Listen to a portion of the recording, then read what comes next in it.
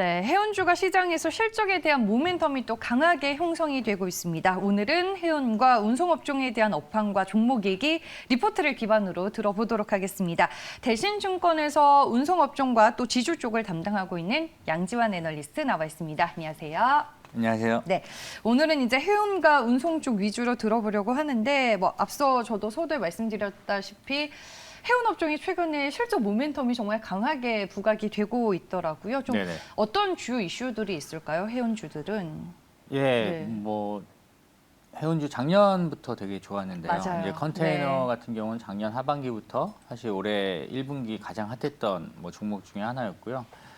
건화물 선사의 이제 페노션 같은 경우가 올해 한 2월 정도부터 이제 BDI가 급격히 반등하기 시작하면서 관심을 많이 받았었는데요. 이스타항공 인수 발표 그리고 BDI가 5월 달에 중국 당국의 그 원자재 가격 상승에 대한 어떤 규제 움직임 때문에 좀 조정세를 보였습니다. 근데 BDI가 연일 다시 상승세를 이어나가면서 컨테이너 해운 운임지수, BDI 모두 다 지금 상당히 이제 좋은 흐름이 이어지고 있습니다. 이에 따라서 투자자들의 관심이 좀 높아지고 있다 이렇게 보시면 될 것 같습니다. 최근에 지표들이 말씀해 주셨다시피 5월에 좀 조정을 받았다가 다시 신고가로 가고 있는 패턴인 거죠. 컨테이너는 일단 3월 말부터 지금까지 계속 매주 상승세를 계속 이어나가고 있고요. 지난주에도 한 1% 정도 YOY로 이제 전주 대비 이제 상승했고요. BDI 같은 경우는 지난주부터 다시 상승세를 이어나가고 있다 이렇게 보시면 될 것 같습니다. 네, 알겠습니다. 업황 얘기를 먼저 해주셨고 이제 좀 종목으로 들어가서 네. 각각의 투자 포인트를 알아볼 텐데 페노션 역대급 분기 실적을 기대한다라는 리포트를 내놓으셨더라고요. 깜짝 실적과 더불어서 좀 우리가 봐야 할 포인트들 어떤 것들이 있을까요?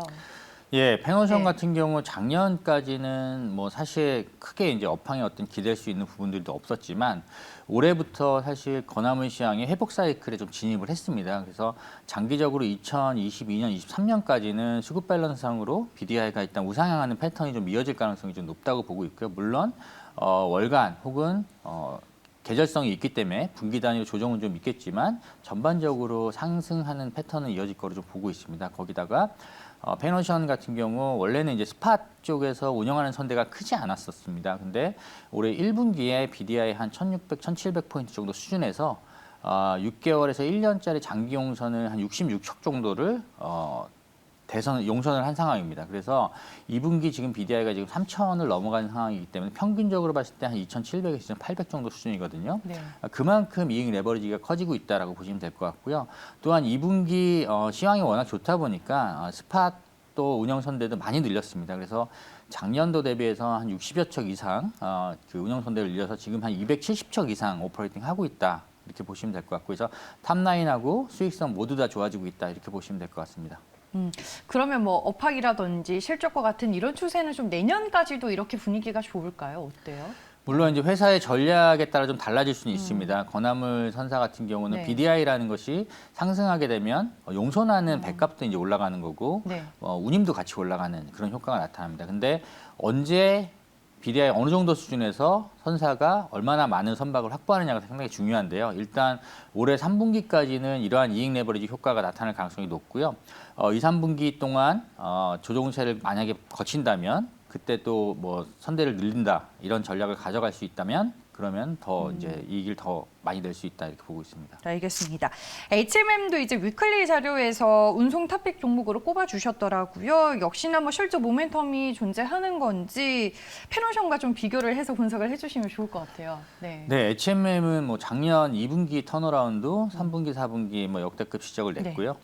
1분기 실적 좋았습니다. 근데 2분기 지금 컨센서스 실적이 상당히 좀 기대치가 좀 낮게 형성돼 있다고 좀 보고 있습니다. 왜냐하면 1분기 때 이미 1조 원 초반에 이제 영업이익을 달성을 했었는데요. 2분기 컨센서스가 지금 1조 원 초반 정도로 영업이익이 형성돼 있습니다. 컨센서스가. 근데 제가 볼 때는 2분기 때 유럽 항로 같은 경우로 QOQ로 스팟 레이트가 한 20% 정도 상승한 걸로 일단 보이고 미주 서한 같은 경우도 한 15% 정도 올랐습니다. 그리고 미 동안 같은 경우 훨씬 더 많이 올랐고요. 그래서 지금 컨센서스 대비해서는 훨씬 이제 상회하는 실적이 기대된다라고 일단 보고 있고요. 저희 원래 추정치가 그냥 1조 2천억에 3천억 정도 수준이었는데 그거를 상회할 가능성이 훨씬 높다 이렇게 보고 있습니다. 알겠습니다. 실적에 포커스를 맞춰서 HMM에 대해서는 투자 의견을 얘기를 해주셨고요. 해운주는 이제 여기 가지고 또 다른 운송 얘기를 들어보겠습니다. 택배 쪽인데 최근에 이쪽도 이슈가 상당히 많습니다. 택배 네. 단가 인상 그리고 우체국의 또 사업 축소 등등이 있는데 뭐 대표적으로 시장에서는 CJ 대한통운 얘기를 할 수밖에 없을 것 같아요. CJ 대한통운이 좀 누릴 수 있는 효과는 어떤 것들이 있을까요?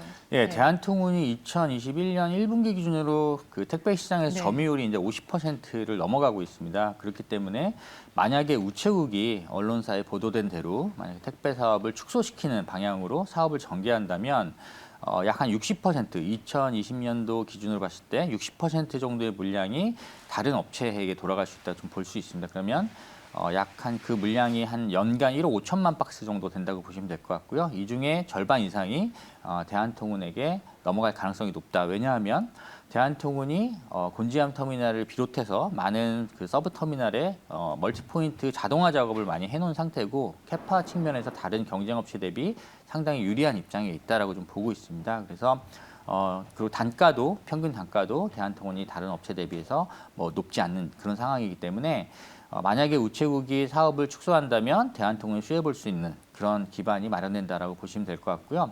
두 번째로 이제 4월 1일부로 그 분류인력 추가 충원에 대해서 비용 증가 요인들을 업체들이 상쇄하기 위해서 이제 단가를 인상을 했었습니다. 네. 그래서 박스당 250원 정도의 단가 인상을 지금 추진을 했었는데요. 지금 지난주에 이제 그 택배 노사정 위원회에서 택배 근로자 처우 개선을 위한 합의안이 또 도출이 됐습니다. 2차 합의안이 도출돼서 내년부터는 택배 기사분들이 분류 작업에 이제 배치가 되지 않는 그런 이제 그 합의안이 도출이 됐는데 이렇게 될 경우에는 추가적으로 일단 분류 작업을 할 수 있는 인력을 고용을 해야 됩니다.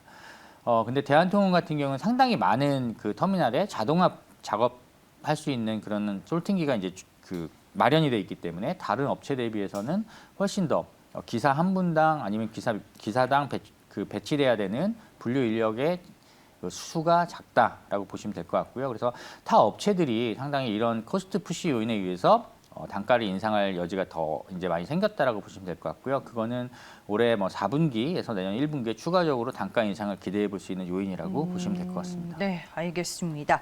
CJ 대한통운의 모멘텀이 될 만한 요소들까지 저희가 알아봤습니다. 마지막 종목은 대한항공입니다. 항공시장에서는 또 지배적인 우위를 가지고 있는 대표적인 종목이라고 볼 수 있을 텐데 시장에서 좀 높은 밸류에이션을 받을 수 있는 시점인가요? 어때요, 대한항공은? 네.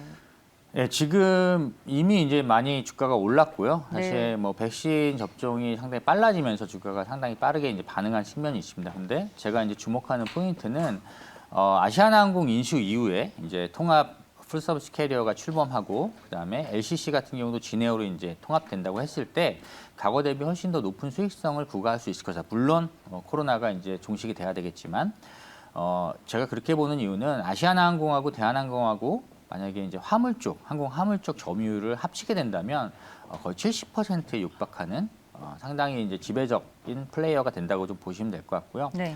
뭐 단거리, 중거리는 여전히 LCC나 외항사들의 공급이 많이 있을 수 있겠지만 장거리 노선 같은 경우는 아시아나항공하고 대한항공이 합치게 된다면 특히 이제 유럽 노선 같은 경우는 상당히 독과점적인 지위를 좀 누릴 수 있다라고 좀 보고 있습니다. 그래서 대한항공이 과거에 업황이 좋을 때 영업이익률이 한 8%가 이제 맥스를 기록했다고 좀 보시면 될 것 같습니다. 그래서 매출 한 13조 원에 영업이익 한 1조 1천억 정도 수준이 대한항공이 그동안 보여줬던 어떤 실적의 최대치였다고 한다면 아시아나항공 인수 이후에는 매출이 한 20조가 넘어가는 정도 수준으로 이제 커지게 되고요. 영업이익률도 그에 따라서 더 상승할 걸로 좀 보고 있습니다. 그렇게 본다면 과거 대비 훨씬 더 수익성이 좋아지면서 대한항공의 어떤 밸류에이션에 대해서 조금 더 한 단계 레벨업 할 수 있는 계기가 되지 않을까 이렇게 보고 있습니다.